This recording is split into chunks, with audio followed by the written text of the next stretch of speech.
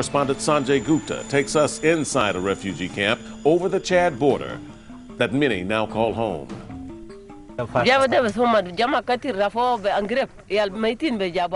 Everyone here has a story.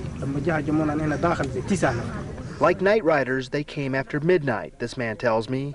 He's talking about the Janjaweed, a pro-government militia accused of atrocities across Darfur. Armed gunmen on horseback. With a single bullet, they crippled these twin girls. Scrambling for their lives, they ran on shattered legs, desperate to escape Darfur. Though the wounds are healing, they may never recover from the terror. How many of you feel safe here? Nobody. How many of you lost somebody during this conflict? Almost everybody. This woman lost a daughter. Her story is so painful, her mother must speak for her.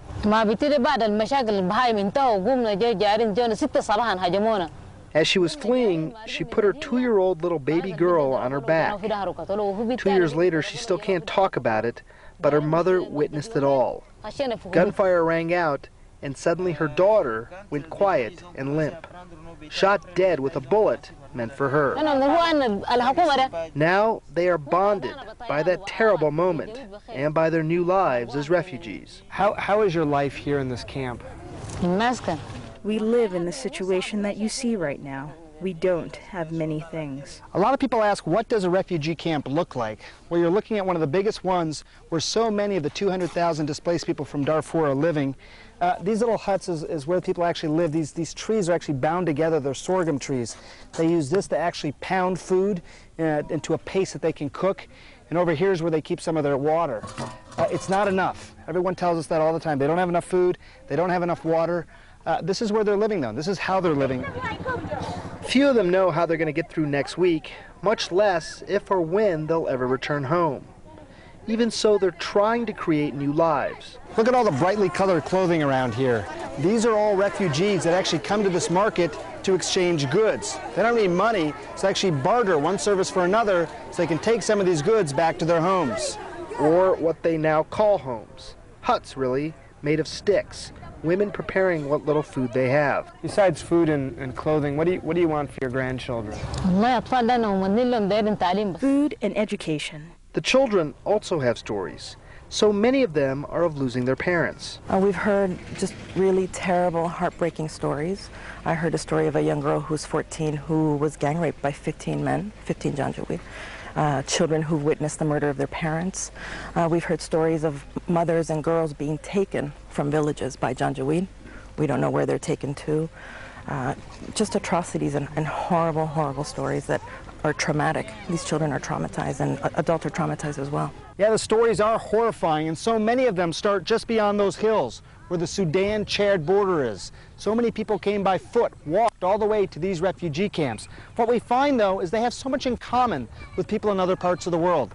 Yes, they want food and water, but they also want their own land, and most importantly, they want education for their children. When their sleep is not broken by nightmares, they dream the dreams we all dream. It's so basic. They want a better future for their children. They want their kids to be safe. Dr. Sanjay Gupta, reporting. Of course, it's stories like that caught the eye of a filmmaker from Newark, New Jersey. Hafiz Fareed is the first African-American to produce a documentary on the genocide in Darfur. It's called Darfur, Too Dark, Too Far, and it examines the issues by getting to the root of the problem, and it answers the question, what causes genocide? Take a look at a clip. In any war, the women are the spoils of war, and they become the prize of the conquerors. So in the Sudan, in other places throughout the world where these atrocities are going on, women, because of a sexist and sick perception of someone being less than you, weaker than you, women are being persecuted. Here in the papers in this country, you will see or read about, you can go and buy a human being in Sudan for $5. Now, how can I pretend and think that everything is normal while my people are still being enslaved in that country? Slavery is still happening in Darfur. Right. I mean, in Sudan, which is unbelievable Yeah. that still happens. And here we have African Americans who are still suffering the after effects, you know, hundreds of years later of what happened in slavery in the U.S. Filmmaker Hafiz Fareed joins me now from Union, New Jersey, in our studio there to talk more about this. Thank you for being a part of the program. Thank you. Let's start with the background before I get into this story. What really spawned you on to take this on?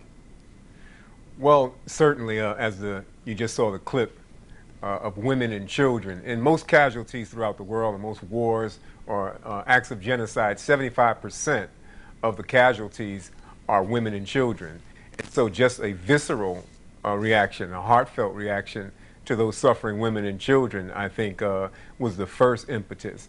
The other thing is that the undeniable parallels between the history of my own people, of Africans in the diaspora, Africans in America, in being enslaved for over 400 years. Those undeniable parallels is what made this whole story of Darfur resonate. The apathy and also the ignoring that our situation in America, what happened to Africans in America, where some estimates of 30 to 40 million died and perished in the transatlantic slave trade in the Middle Passage.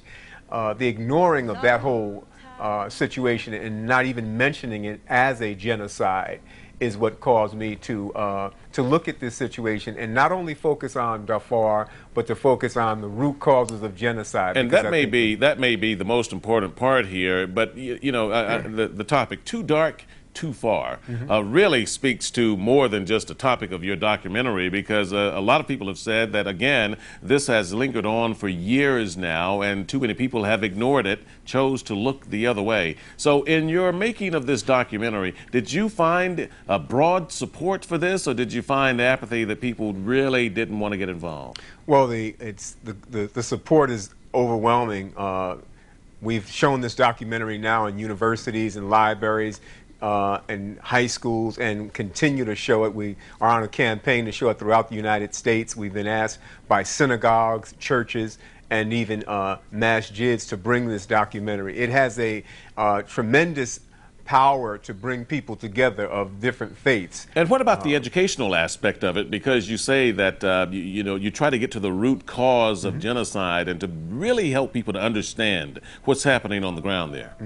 Well, you just heard Simon Dang, who was in the film, talk about slavery still going on in the Sudan, and that's something that we still have not truly addressed, and what the effects of slavery, what the effects of depicting a people like African Americans or Africans in a way that it seems as though their history just started in slavery. And so there's a perception throughout the world that Africans are destined to be enslaved. And I really think that racism is also at the root of this, just as racism was at the root of genocide in Germany under Hitler.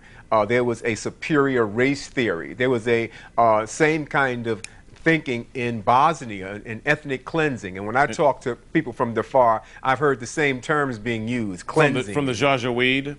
From the Janjaweed and from all other forces that are operating within that country, that there's a cleansing going on, that there's a feeling that the African is less than, inferior than. And this has an ancient and an old history in the minds of people, and I think that still has to be addressed. We still have not addressed that even in our own country. When you look at Katrina and people being called refugees, you see an undeniable parallel between what's happening in Darfur and what has happened in our own country. And many have made that exact distinction that you just pointed out right there.